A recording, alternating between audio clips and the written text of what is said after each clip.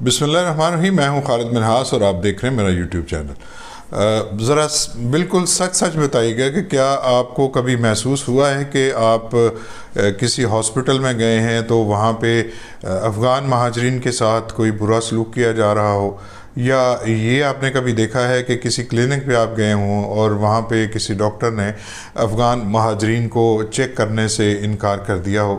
میرے مشاہدے میں تو اس قسم کی کوئی چیز نہیں آئی. اگر آپ کے مشاہدے میں کوئی اس قسم کی چیز ہے تو ضرور بتائیے گا، کیونکہ پاکستان کے اندر میں نے کہا کہ ہر روز ایک نئی کہانی آتی ہے اور یہ کہانی اپنے اپنے مفادات کو سامنے رکھ کر بیان کی جاتی ہے.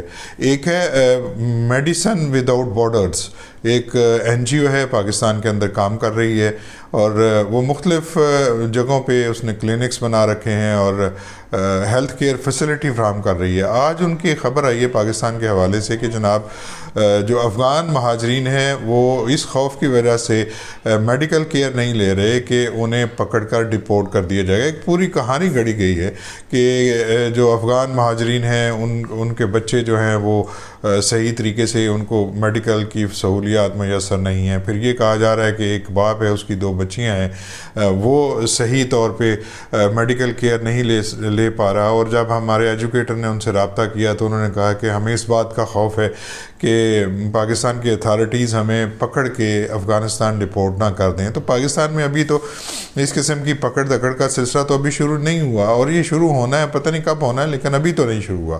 اور جو پچھلے دنوں بھی ہوا تھا، اسلام آباد اور پنڈی کو خالی کرانے کی بات کی گئی تھی، تو اب بھی اسلام آباد اور پنڈی میں بہت سے لوگ موجود ہیں. پی او آر والے تو پہلے ہی موجود ہیں، جو انلیگل تھے وہ انہیں تو جانا ہی جانا ہے، اور جہاں سے بھی پکڑے جائیں گے تو ظاہر ہے ان کے ساتھ تو اسی طرح کا سلوک ہوگا جس طرح ایک مجرم کے ساتھ ہوتا ہے. آپ کیا کر رہے ہیں جب آپ کے پاس نہ آپ کے پاس ویزا ہے، نہ آپ کے پاس کوئی اور کاغذ ہے، تو پھر آپ کو پولیس پکڑ کے کیا کرے گی؟ آپ کے ساتھ وہی سلوک کیا جائے گا نا.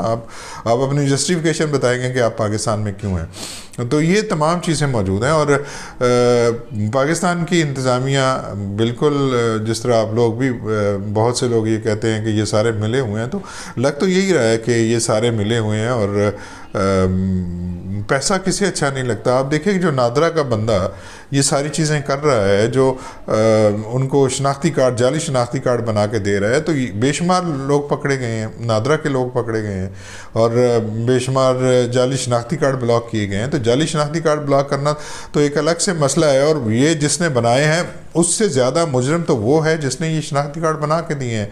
تو یہ چیزیں جو ہیں یہ جب تک ایڈریس نہیں ہوں گی، آپ کو یہ ماننا پڑے گا کہ آپ کے اندر ایسی کالی بھیڑیں موجود ہیں جو انلیگل افغانوں کو لیگل بنانے کے لیے اور پاکستانی شہری بنانے کے لیے سر توڑ کوششیں کرتی ہیں، پیسہ بٹورتی ہیں اور پتہ نہیں کیا کچھ کرتی ہیں. یہ صرف وہ ہیں کہ جو یہاں سے بھی پیسہ وصول کرتی ہیں، ہو سکتا ہے باہر سے بھی پیسہ وصول کیا جاتا ہو.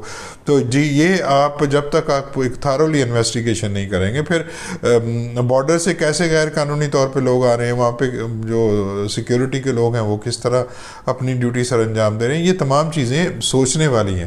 باقی اسلام آباد میں دیکھیں، وہاں پہ کسی بھی بڑے ہاسپٹل میں چلے جائیے، وہاں پہ افغان جو ہے آ کے علاج معالجے ان کو پراپر اسی طرح ہی ان کو ٹریٹ کیا جا رہا ہے جس طرح پاکستانی کو ٹریٹ کیا جاتا ہے. اسی طرح لاہور میں دیکھ لیے، اسی طرح جتنے بڑے ہاسپٹلز ہیں ان میں تمام کے یہی صورتحال موجود ہے. تو یہ تھی ایک آج کی گفتگو جو میں کرنا چاہ رہا تھا کہ یہ جو این جی اوز ہیں ان کا چونکہ دھندا ہی ان کے ساتھ چلا ہوا ہے، ظاہر ہے جب افغان مہاجرین نہیں ہوں گے تو انہیں بھی واپس جانا پڑے گا. جس طرح میں نے پہلے کہا تھا کہ جناب ان کے لیے تو پروجیکٹ ہے، افغانستان اور افغان مہاجرین ان کے لیے ایک پروجیکٹ ہے. اگر یہ پروجیکٹ ہی بند ہو گیا تو ان کے لیے فنڈنگ کہاں سے آئے گی، پیسے کہاں سے آئیں گے؟ اور یہ بھی دیکھنے والی بات ہے کہ اس کی آڑ میں کتنے جو جاسوس ہیں پاکستان کے اندر بھیجے گئے ہیں، اور پاکستان کی جو انتہائی حساس مقامات ہیں وہاں تک ان کی رسائی ہو رہی ہے. ایران کی جو مثال ہے وہ ہمارے سامنے موجود ہے. تو اس پہ دیکھنے کی ضرورت ہے، اور پاکستان کی ایجنسیوں کو، پاکستان کے لا انفورسمنٹ اداروں کو اس پہ سنجیدگی سے غور کرنا چاہیے. دوسری اہم خبر اپڈیٹ جو ہے وہ افغان مہاجرین وہ جو پاکستان میں انتظار کر رہے ہیں کسی تیسرے ملک جانے کے لیے، اور ان کی تعداد بھی کافی ہے. 30 سے 40 ہزار لوگ جو ہیں وہ ایسے ہیں جو کسی دوسرے ملک میں ویزوں کے لیے انہوں نے اپلائی کرے، جس میں امریکہ امریکہ ہے، جس میں برازیل ہے، جس میں جرمنی ہے، جس میں آسٹریلیا ہے، جس میں اور بہت سے ممالک ہیں. تو یہ لوگ اپنے اپنے ویزوں کا انتظار کر رہے ہیں، اور حکومت پاکستان نے ان سفارت خانوں سے کہا تھا کہ اس کا فیصلہ کیجیے، لیکن پاکستان کو اس حوالے سے کوئی پیش رفت نہیں مل سکی. ایک اپڈیٹ ضرور آئی ہے، وہ جرمنی سے آئی ہے.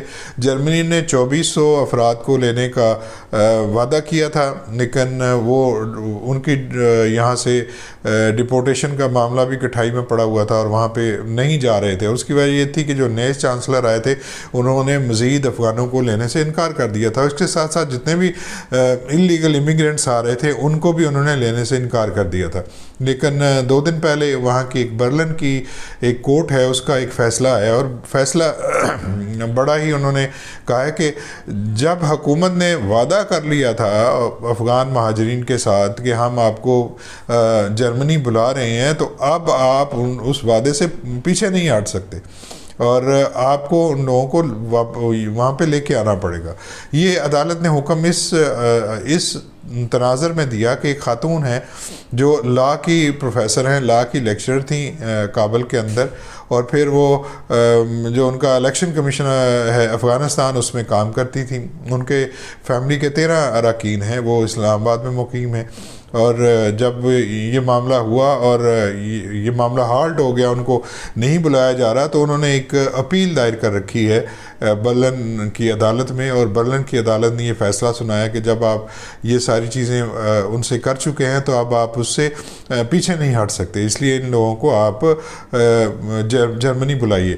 تو اب دیکھنا یہ ہے کہ حکومت بتایا یہ جا رہا ہے کہ وہ فیڈرل کورٹ میں جائے گی اور اس حکم نامے جو ہے اس کے خلاف اپیل کرے گی. لیکن ایک عدالت نے یہ قرار دے دیا ہے کہ ان کو جرمنی لے کے آیا جائے. لیکن اس کے ساتھ ایک اور چیز بھی ہے کہ کیا یہ حکم تمام درخواستوں پہ لاگو ہوگا. بتایا یہ جا رہا ہے کہ 30 کے قریب مزید درخواستیں ہیں اسی برلن کی عدالت کے اندر جو افغان ریفیوجیز ہیں انہوں نے دائر کر رکھی ہیں. تو ظاہر ہے اگر یہ حکم نامہ تمام کے لیے ہے تو پھر وہ 30 درخواستیں وہ تو نہیں سنی جائیں گی، پھر تو یہ تمام لوگوں کو لیے ایک ہی قانون ہوگا اور ایک ہی طرح کا حکم نامہ جاری ہوگا. لیکن اگر وہ 30 درخواستیں بھی سنی جاتی ہیں تو پھر ہر ایک کا معاملہ انڈیویجول ہوگا. بتایا یہ جا رہا ہے کہ اب اس کورٹ کے فیصلے آنے کے بعد وہ تمام ان کی تعداد ہے کچھ 2400 جو جرمنی جانا چاہ رہے تھے اور جرمنی نے ان سے وعدہ کر رکھا تھا. تو یہ 2400 افراد پہ لاگو ہوتا ہے یا نہیں، یہ تو جب اس کی مزید تشریح ہوگی اور جرمن حکومت وفاقی عدالت میں جائے گی تو پھر پتہ چلے گا کہ اس کا اطلاق ایک خاندان پہ ہوتا ہے یا سارے خاندانوں پہ ہوتا ہے. اور اگر یہ سارے خاندانوں پہ ہو گیا، 2400 خاندان چلے گئے، تو خوشی کی بات ہے کہ جی اب جانا چاہیے، کیوں نہیں جانا چاہیے. لیکن اپنی حرکتوں سے بھی آپ کو جو ہے وہ ثابت کرنا چاہیے کہ آپ ایک ذمہ دار شہری اور ذمہ دار معاشرے میں جا رہے ہیں. آپ کو پتہ ہوگا، یاد ہوگا کہ کچھ عرصہ پہلے پاکستان کے سفارت خانے پہ انہی افغانیوں نے حملہ کر دیا تھا، اور جس کے بعد یہ تمام معاملات رک گئے تھے اور ان کے خلاف ایک بڑا کریک ڈاؤن ہوا تھا اور وہاں سے کئی لوگوں کو ڈپورٹ کیا گیا جو اس قسم کی لیگل کارروائیوں میں مصروف تھے. تو اس لیے جو بھی افغان وہاں جا رہے ہیں وہ اس بات کو یقینی بنائیں اور اپنے آپ کو یہ تسلی دیں کہ ہم نے وہاں جا کے قوانین کو فالو کرنا ہے اور ان کے جو معاشرہ ہے اس کو ہم نے اس کی اقدار کو بھی فالو کرنا ہے. لیکن اگر نہیں ہوگا تو پھر ظاہر ہے جیسے جرمنی کی حکومت نے پہلے کیا تھا ویسے ہی کریں گے. تو ابھی ایک کیس کا تو فیصلہ ہوا ہے، اب اس کے خلاف اگر حکومت جو جرمنی کی حکومت وفاقی فیڈرل کورٹ میں جا کے کوئی حکم نامہ لے لیتی ہے تو الگ سے بات ہے. لیکن ایک خاندان کے حوالے سے تو یہ فیصلہ ہو گیا ہے، اور اگر اس کا اطلاق ہو گیا تو باقی 2400 پر بھی اس کا اطلاق ہو جائے گا. تو یہ تازہ ترین اپڈیٹ تھی جو ہم آپ کے ساتھ شیئر کرنا چاہتے تھے. ملیں گے نئے ولاگ میں، اس وقت تک کے لیے مجھے اجازت دیجیے. اپنا بہت سا خیال رکھیے. اللہ حافظ.